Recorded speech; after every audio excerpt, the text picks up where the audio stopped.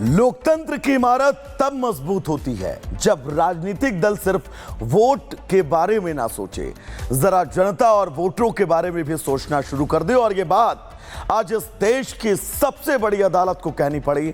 Supreme court ने सवाल किया कि जब वोटर्स की बुनियादी पहचान खतरे में हो तो राजनीतिक दल आखिर कहां थे। बहुत ध्यान से इस रिपोर्ट को देखिएगा।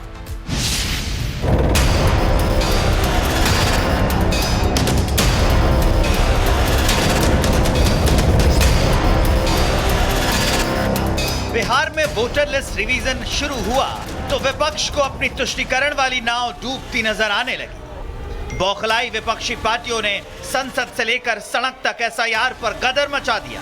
फर्जी वोटर्स को बेनकाब करने के इस मुहिम को साजिश करार देने लगे। यही नहीं, एसआईआर के साथ इलेक्शन कमीशन और सरकार पर वोट चोरी का आरोप लगाकर अपनी हार की खींच मिटाने की कोशिश करने लगे। लेकिन सुप्रीम कोर्ट ने कांग्रेस और आरजेडी समेत उन तमाम दलों को कड़ी फटकार लगाई है जो एसआईआर को वोट का अधिकार छीनना बता रहे थे। सुप्रीम कोर्ट ने दोनों पक्षों की दलीलें सुनने के बाद कहा कि राजनीतिक दलों की निष्क्रियता हैरान करने वाली है। सुप्रीम कोर्ट ने पूछा कि बीएलए यानी बूथ स्तर एजेंट नियुक्त करने के बाद विपक्षी दल क्या कर रहे हैं। लोगों और स्थानीय राजनीतिक कार्यकर्ताओं के बीच इतनी दूरी क्यों है, जबकि राजनीतिक दलों को तो मतदाताओं की मदद के लिए आगे आना चाहिए। अदालत ने 12 राजनीतिक दलों को निर्देश भी दिया गया है कि वो डॉक्यूमेंट्स जमा करने में मतदाताओं की मदद करें। सुप्रीम कोर्ट ने भी 12 राजनीतिक दलों को इस फैसले की जानकारी देने और कोर्ट में पेश होकर एक स्टेटस रिपोर्ट जमा करने का निर्देश भी दिया।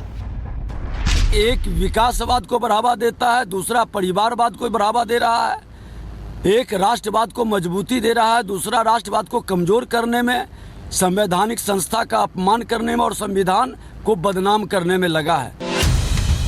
अब सुप्रीम कोर्ट का फैसला आया तो विरोध कैसे हो सकता है, तो विपक्ष ने भी स्वागत कर दिया और अपनी जीत बता दी। हम इसका स्वागत करते हैं क्योंकि यही मांग हम शुरू से कर रहे थे। जब से एसआईआर एक्सरसाइज शुरू हुई, आधार पहचान का एक मूल डॉक्यूमेंट है, मूल दस्तावेज है। उसी को अगर आप नहीं स्वीकार करेंगे तो हमारी पहचान कहाँ जाएगी।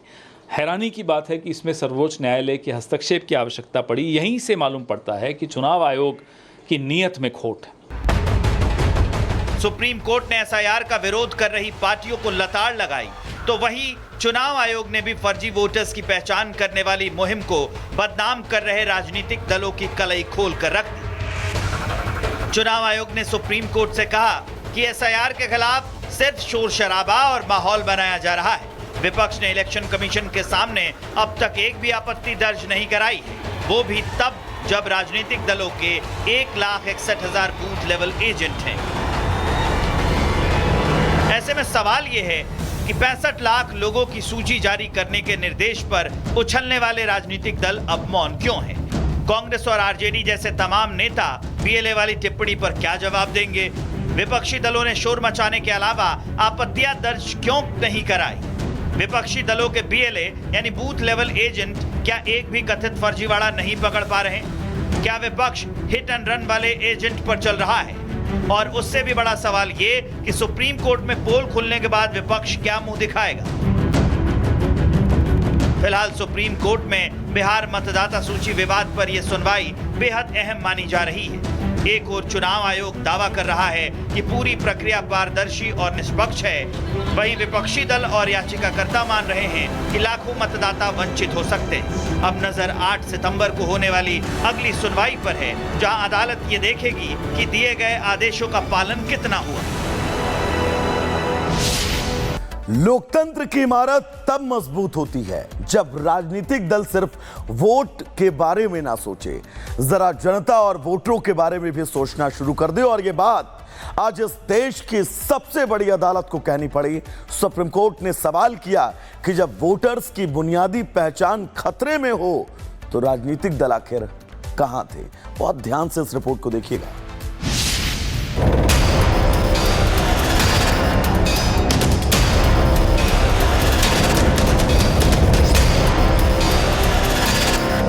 बिहार में वोटर लिस्ट रिवीजन शुरू हुआ तो विपक्ष को अपनी तुष्टीकरण वाली नाव डूबती नजर आने लगी। बौखलाई विपक्षी पार्टियों ने संसद से लेकर सड़क तक एसआईआर पर गदर मचा दिया।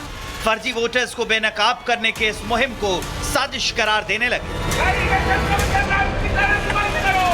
यही नहीं, एसआईआर के साथ इलेक्शन कमीशन और सरकार पर वोट चोरी का आरोप लगाकर अपनी हार की खींच मिटाने की कोशिश करने लगे।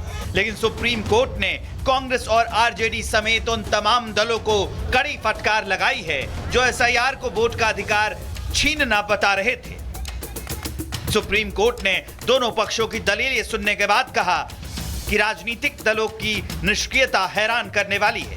सुप्रीम कोर्ट ने पूछा कि बीएलए यानी बूथ स्तर एजेंट नियुक्त करने के बाद विपक्षी दल क्या कर रहे हैं? लोगों और स्थानीय राजनीतिक कार्यकर्ताओं के बीच इतनी दूरी क्यों है? जबकि राजनीतिक दलों को तो मतदाताओं की मदद के लिए आगे आना चाहिए। अदालत ने 12 राजनीतिक दलों को निर्देश भी दिया गया है कि वो डॉक्यूमेंट्स जमा करने में मतदाताओं की मदद करें। सुप्रीम कोर्ट ने भी 12 राजनीतिक दलों को इस फैसले की जानकारी देने और कोर्ट में पेश होकर एक स्टेटस रिपोर्ट जमा करने का निर्देश भी दिया। एक विकासवाद को बढ़ावा देता है, दूसरा परिवारवाद को बढ़ावा दे रहा है। एक राष्ट्रवाद को मजबूती दे रहा है, दूसरा राष्ट्रवाद को कमजोर करने में, संवैधानिक संस्था का अपमान करने में और संविधान को बदनाम करने में लगा है। अब सुप्रीम कोर्ट का फैसला आया तो विरोध कैसे हो सकता है? तो विपक्ष ने भी स्वागत कर दिया और अपनी जीत बता दी। हम इसका स्वागत करते हैं क्योंकि यही मांग हम शुरू से कर रहे थे। जब से एसआईआर एक्सरसाइज शुरू हुई, आधार पहचान का एक मूल डॉक्यूमेंट है, मूल दस्तावेज है। उसी को अगर आप नहीं स्वीकार करेंगे तो हमारी पहचान कहाँ जाएगी? हैरानी की बात है कि इसमें सर्वोच्च न्यायालय के हस्तक्षेप की आवश्यकता पड़ी। यहीं से मालूम पड़ता है कि चुनाव आयोग की नीयत में खोट है। सुप्रीम कोर्ट ने एसआईआर का विरोध कर रही पार्टियों को लताड़ लगाई, तो वहीं चुनाव आयोग ने भी फर्जी वोटर्स की पहचान करने वाली मुहिम को बदनाम कर रहे राजनीतिक दलों की कलई खोल कर रख दी। चुनाव आयोग ने सुप्रीम कोर्ट से कहा कि एसआईआर के खिलाफ सिर्फ शोर शराबा और माहौल बनाया जा रहा है। विपक्ष ने इलेक्शन कमीशन के सामने अब तक एक भी आपत्ति दर्ज नहीं कराई है, वो भी तब जब राजनीतिक दलों के 1,61,000 बूथ लेवल एजेंट हैं।